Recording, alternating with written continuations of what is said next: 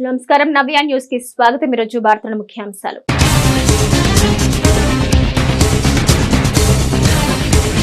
ఆంధ్ర రాష్ట్ర అభివృద్ధికి నూతన ప్రభుత్వాలు కృషి చేయాలి। చీరాల సీనియర్ సిటిజన్స్ కార్యాలయంలో జరిగిన సమావేశంలో వక్తలు।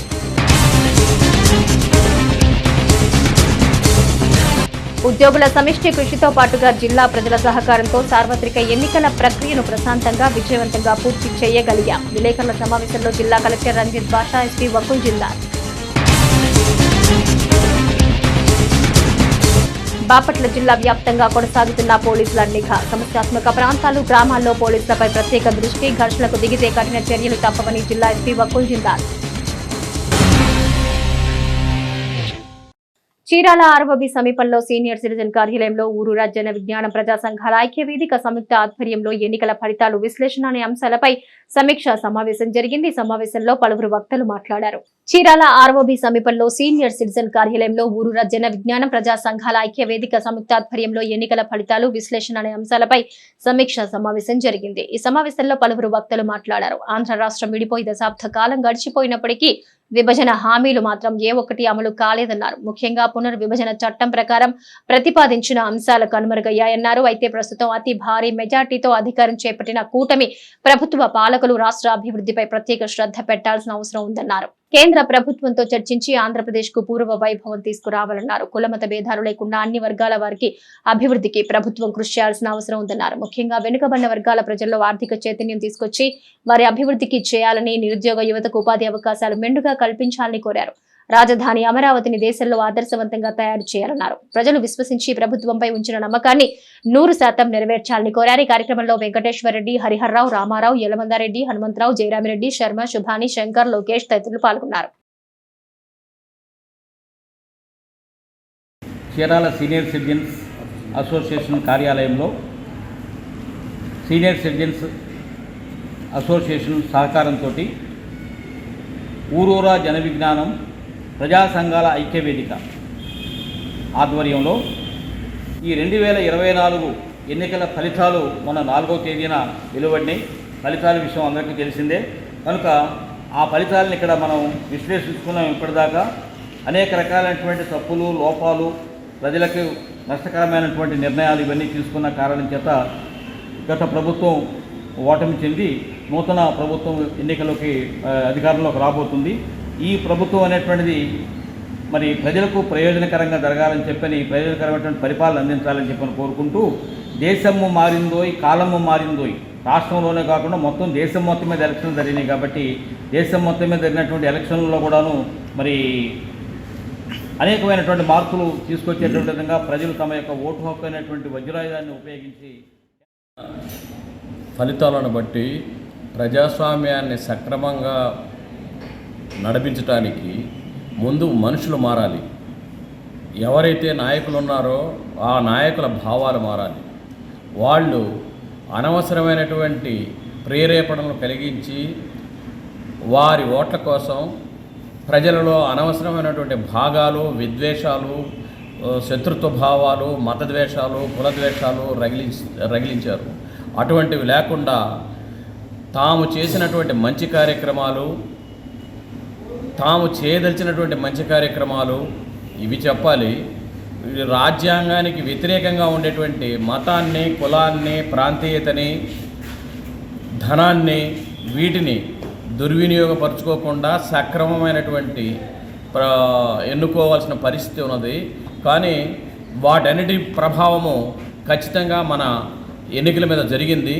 అలాంటిది లేకుండా సక్రమంగా చేయడానికి ఈసారైనా నెక్స్ట్ ఎలక్షన్స్కైనా ప్రభుత్వాలు అటువంటి మార్గంలో పయనించి సక్రమమైనటువంటి ప్రజాస్వామ్య ఎన్నికలు జరగాలని జరిపిస్తారని భావిస్తూ ఈ అవకాశం ఇచ్చిన మిత్రులకు ధన్యవాదాలు తెలియజేస్తున్నాను।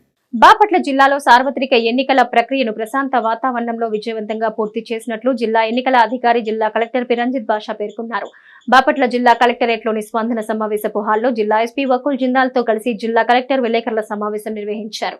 ఉద్యోగుల సమిష్టి కృషితో పాటుగా జిల్లా ప్రజలు అందించిన సహకారంతో బాపట్ల జిల్లాలో సార్వత్రిక ఎన్నికల ప్రక్రియను ప్రశాంత వాతావరణంలో విజయవంతంగా పూర్తి చేసినట్లు జిల్లా ఎన్నికల అధికారి జిల్లా కలెక్టర్ పి రంజిత్ బాషా పేర్కొన్నారు. బాపట్ల జిల్లా కలెక్టరేట్లోని స్పందన సమావేశపు హాల్లో జిల్లా ఎస్పీ వకుల్ జిందాల్తో కలిసి జిల్లా కలెక్టర్ విలేకరుల సమావేశం నిర్వహించారు. సమావేశంలో జిల్లా కలెక్టర్ రంజిత్ బాషా మాట్లాడుతూ జిల్లా వ్యాప్తంగా ఒక పార్లమెంటు 6 అసెంబ్లీ నియోజకవర్గాలకు సంబంధించి మే 13న పోలింగ్, జూన్ 4న కౌంటింగ్ ప్రక్రియలు ఎటువంటి ఆటంకాలు లేకుండా సజావుగా ప్రశాంత వాతావరణంలో నిర్వహించామన్నారు.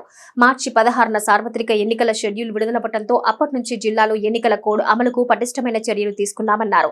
ఎన్నికల నిబంధనలకు అనుగుణంగా 85 సంవత్సరాలు పైబడిన వృద్ధులకు, దివ్యాంగులకు హోం ఓటింగ్ నిర్వహించామన్నారు. తర్వాత ఎన్నికల్లో పాల్గొనే సిబ్బందికి, సర్వీసు ఓటర్లకు పోస్టల్ బ్యాలెట్ ఓటింగ్ ప్రక్రియ నిర్వహించామన్నారు.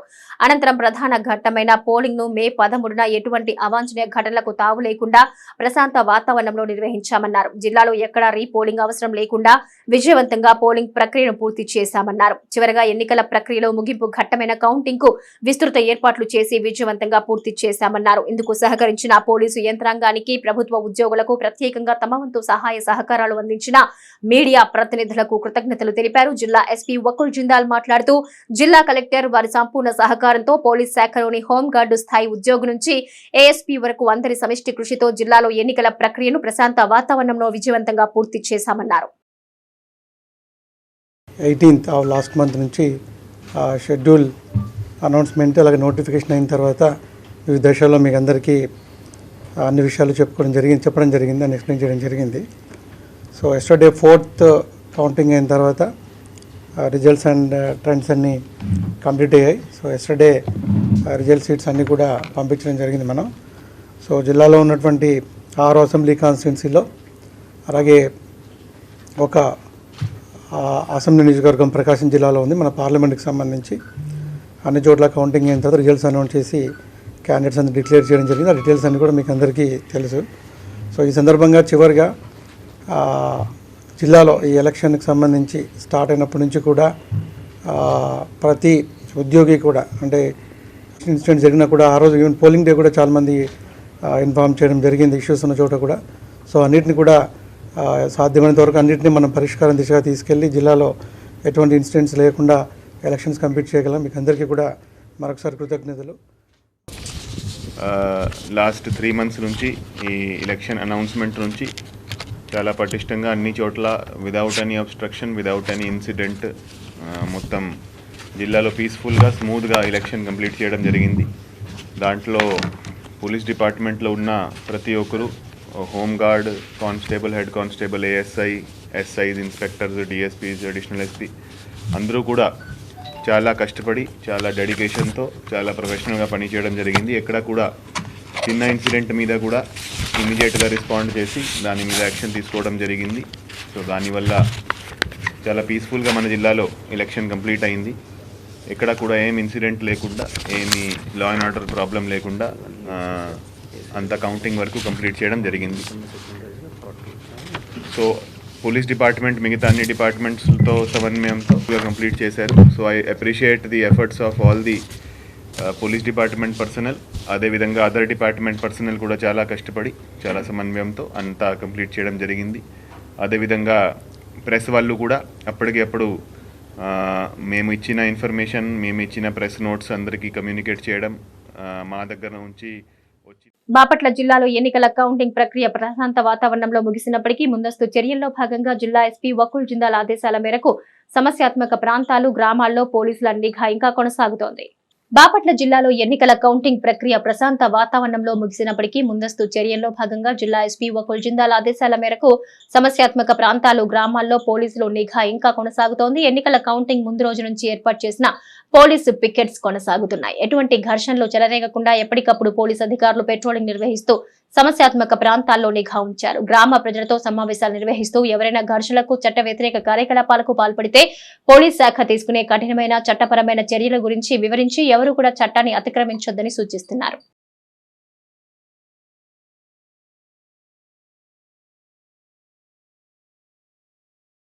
చరిత్రలో నేటి ముఖ్యమైన ఘటనలను ఒకసారి చూద్దాం.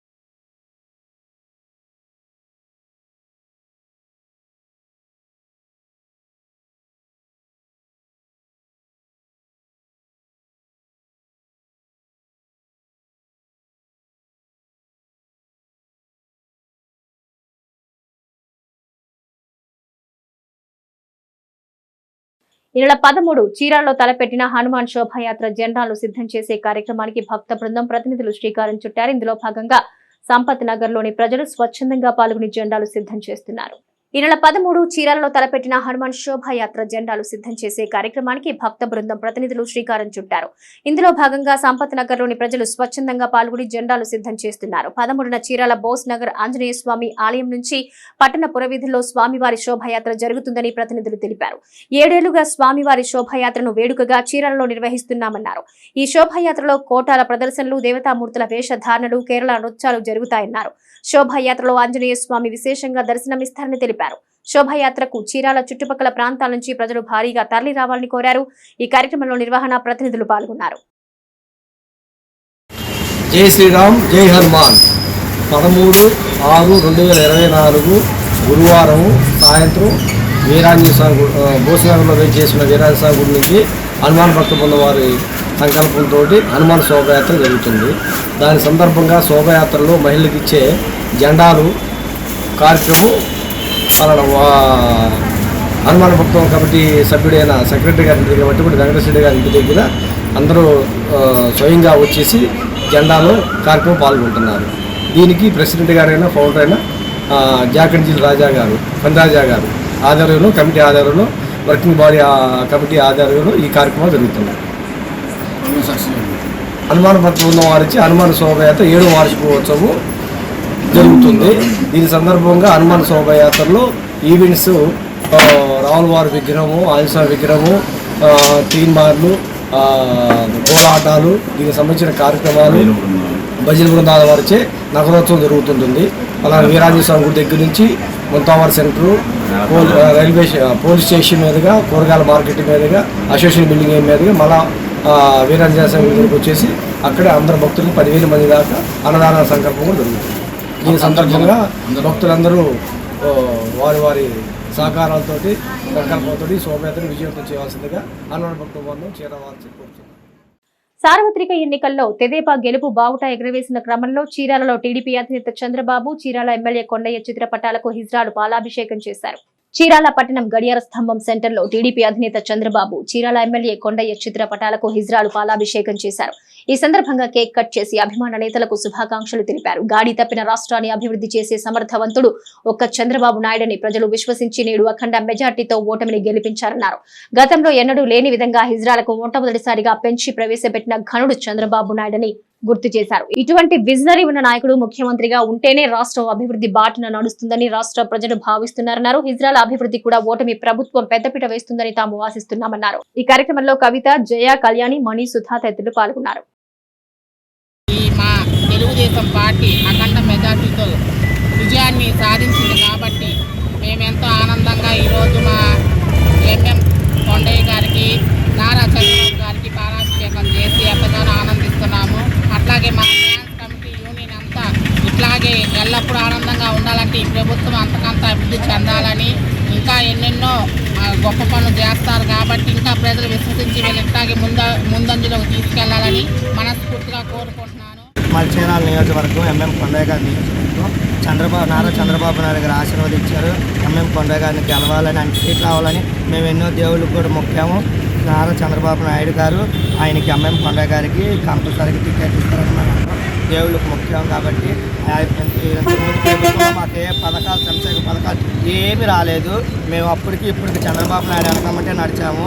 మేము మా ట్రాన్స్జెండర్లు అందరూ నారా చంద్రబాబు నాయుడు వెనకమ్మంటే నడుస్తాము. ఇప్పటికి 10-16 ఏళ్ళకైనా మాకు పెన్షన్లు కనిపెట్టింది ఆయన, పెన్షన్లు కూడా ఇచ్చింది ఆయన. రేపు రోజు ప్రభుత్వంలోకి వచ్చినప్పుడు మాకు అంతకంత పెన్షన్లు కూడా పెంచాలని నారా చంద్రబాబు నాయుడు దృష్టికి మీ మీడియా ద్వారాగా మేము తెలియపరుస్తున్నాము. అలాగే ఇంకొక సందేశం ఏంటంటే నారా చంద్రబాబు నాయుడు గారికి ముఖ్యమంత్రి అయిన శుభాకాంక్షలు తెలుపుతూ మా ట్రాన్స్జెండర్ కమిటీ నెంబర్ మా పెద్ద ఆమె, మా చీరాల నియోజకవర్గంలో పెద్ద, మాకు ఏ సమస్య వచ్చినా ఆమె తీర్చిద్ది. ఆ మాధ్యమంలో మీకు పాలాభిషేకం, కేక్ కటింగ్ చేపించడం కానీ, మేము గుళ్ళ దగ్గరికి మేము అన్ని దగ్గర ముఖ్యమంత్రి అవ్వాలని నారా చంద్రబాబు నాయుడు గారు మేము అన్ని గుళ్ళకి వెళ్తామని మొక్కుకున్నాము. విజయవాడ కనకదుర్గమ్మ గుడికి కూడా మొక్కుకున్నాము. అలాగే నారా చంద్రబాబు నాయుడు అఖండమైన మెజార్టీతో గెలిచినందుకు మాకు చాలా ఆనందంగా ఉంది, చాలా ఇదిగా ఉంది. అలాగే మేము ఏదైతే చీరాల పట్టణంలోని పలు విత్తనాల దుకాణాలపై ఇంటర్నల్ స్క్వాడ్ అద్దంకి వ్యవసాయ శాఖ ఏడీఏ ధనరాజు ఆకస్మికంగా తనిఖీలు నిర్వహించారు. తనిఖీల్లో భాగంగా ఆయా దుకాణాల్లో విత్తనాల నాణ్యత, నిల్వలు తదితరాలపై వివరాలపై ఆరా తీశారు. అన్ని రకాల అనుమతులు పొందిన విత్తనాలు మాత్రమే దుకాణదారులు రైతులను అమ్మకాలు చేయాలని ఇంటర్నల్ స్క్వాడ్ అద్దంకి వ్యవసాయ శాఖ ఏడీఏ ధనరాజ్ అన్నారు. చీరాల పట్టణంలోని పలు విత్తనాల దుకాణాలపై ఇంటర్నల్ స్క్వాడ్ అద్దంకి వ్యవసాయ శాఖ ఏడీఏ ధనరాజు ఆకస్మికంగా తనిఖీలు నిర్వహించారు. తనిఖీల్లో భాగంగా ఆయా దుకాణాల్లోని విత్తనాల నాణ్యత, నిల్వలు తదితరాల వివరాలపై ఆరా తీశారు. అదేవిధంగా బిల్ బుక్ తో పాటుగా స్టాక్ రిజిస్టర్ కూడా నమోదు చేయాలన్నారు. రైతులకు నకిలీ విత్తనాలు అమ్మినట్టయితే ఆయా దుకాణాలపై విత్తన చట్ట ప్రకారం కఠిన చర్యలు తీసుకుంటారని తెలియజేశారు. ఈ కార్యక్రమంలో స్థానిక వ్యవసాయ అధికారి సుమతి తదితరులు పాల్గొన్నారు.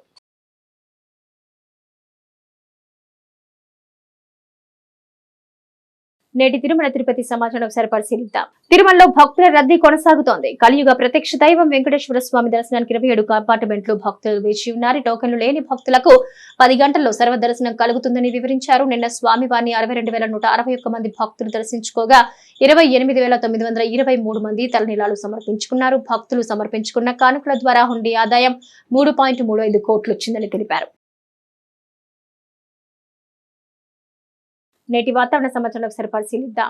రుతుపవనాలు ఉత్తర పరిమితి ఇప్పుడు రత్నగిరి, షోలాపూర్, మెదక్, భద్రాచలం, విజయనగరం, ఇస్లాంపూర్ గుండా కొనసాగుతోంది. రానున్న 3-4 రోజుల్లో నైరుతి రుతుపవనాల మధ్య అరేబియా సముద్రంలో మరికొన్ని ప్రాంతాల్లోకి ముందుకు సాగడానికి మహారాష్ట్రలో మరికొన్ని భాగాలు, తెలంగాణ, కోస్తా ఆంధ్రప్రదేశ్ లో మిగిలిన భాగాలు, దక్షిణ ఛత్తీస్గఢ్, దక్షిణ ఒడిశాలో కొన్ని ప్రాంతాలు, పశ్చిమ మధ్య బంగాళాఖాతంలో మరిన్ని ప్రాంతాలు, వాయువ్య బంగాళాఖాతంలో మిగిలిన భాగాల్లోకి వ్యాపించడానికి పరిస్థితులు అనుకూలంగా ఉన్నాయి. ఇక ఉత్తర రాయలసీమ పరిసర ప్రాంతాలపై గల సముద్ర మట్టానికి 1.5 కిలోమీటర్ల ఎత్తులో ఉన్న ఉపరితల ఆవర్తనం ఇప్పుడు దక్షిణ తెలంగాణ పొరుగు ప్రాంతంపై కొనసాగుతుంది. సగటు సముద్ర మట్టానికి 3.1 కిలోమీటరు, 5.8 కిలోమీటర్ల మధ్య గల గాలి కోత ఇప్పుడు దాదాపు 16 డిగ్రీల వెంబడి నడుస్తోంది.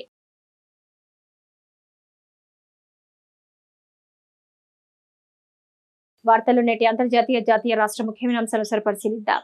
బ్రిటన్ ప్రధాని రిషి సునక్ క్షమాపణలు కోరారు. డీడే సంబరాల నుంచి అర్థాంతరంగా వెళ్లిపోయినందుకు సారీ చెప్పారు. తప్పు జరిగినట్టు అంగీకరించారు. ఫ్రాన్స్ లో నార్మండీలో జరుగుతున్న డీడే సెలబ్రేషన్స్ లో పాల్గొనేందుకు వెళ్లిన రిషి సునక్ అకస్మాత్తుగా కార్యక్రమంలో పాల్గొనకుండానే మళ్లీ స్వదేశానికి పయనమయ్యారు. అయితే ఓ టీవీకి ఇంటర్వ్యూ ఇచ్చిన ఆయనపై విమర్శలు వస్తున్నాయి. ఈ నేపథ్యంలో రిషి సునక్ క్షమాపణలు కోరారు. ప్రతి ఇంటి నుంచి సుమారు 2,000 పౌండ్ల పన్ను వసూలు చేయనున్నట్టు ఇటీవలి రిషి సునక్ పేర్కొన్న నేపథ్యంలో విపక్షాల నుంచి ఆయన తీవ్ర ప్రతిఘటన ఎదుర్కొంటున్నారు. అయితే తాను ఆ అంశంపై అబద్ధం చెప్పలేదంటున్నారు. బ్రిటన్ లో త్వరలో ఎన్నికలు జరగనున్న విషయం తెలిసిందే.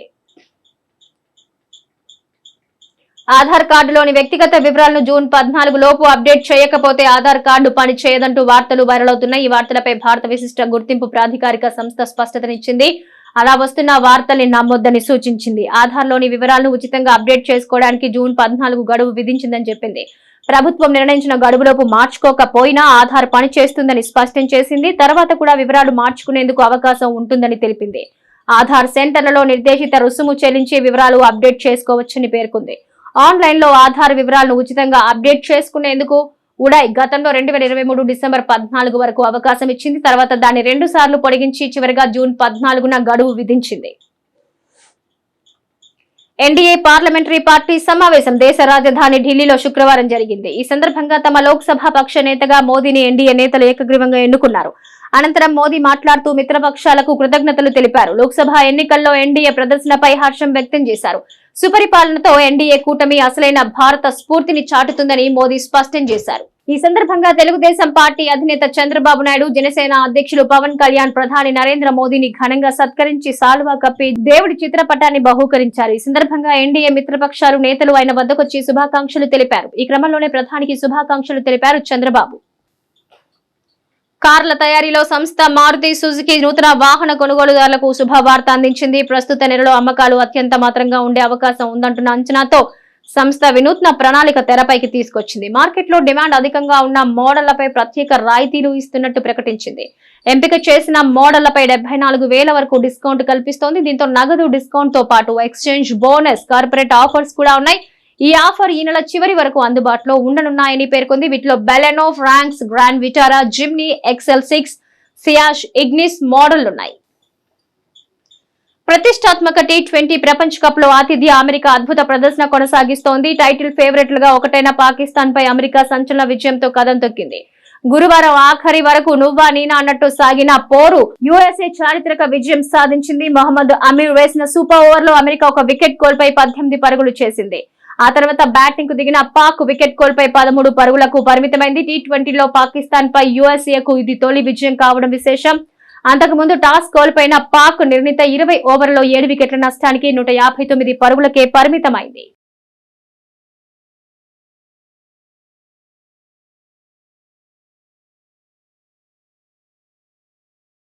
నవ్య న్యూస్ ముగించే ముందు ముఖ్యాంశాలు మరోసారి.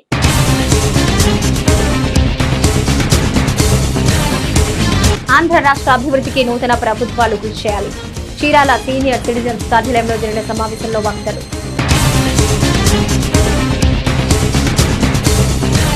ఉద్యోగుల సమిష్టి కృషితో పాటుగా జిల్లా ప్రజల సహకారంతో సార్వత్రిక ఎన్నికల ప్రక్రియను ప్రశాంతంగా విజయవంతంగా పూర్తి చేయగలిగాం. విలేకరుల సమావేశంలో జిల్లా కలెక్టర్ రంజిత్ బాషా, ఎస్పీ వకుల్ జిందాల్. బాపట్ల జిల్లా వ్యాప్తంగా కొనసాగుతున్న పోలీసుల నిఘా. సమస్యాత్మక ప్రాంతాలు, గ్రామాల్లో పోలీసులపై ప్రత్యేక దృష్టి. ఘర్షణలకు దిగితే కఠిన చర్యలు తప్పవని జిల్లా ఎస్పీ వకుల్ జిందాల్. నవ్య న్యూస్ ఇంతటితో సమాప్తం. నమస్కారం.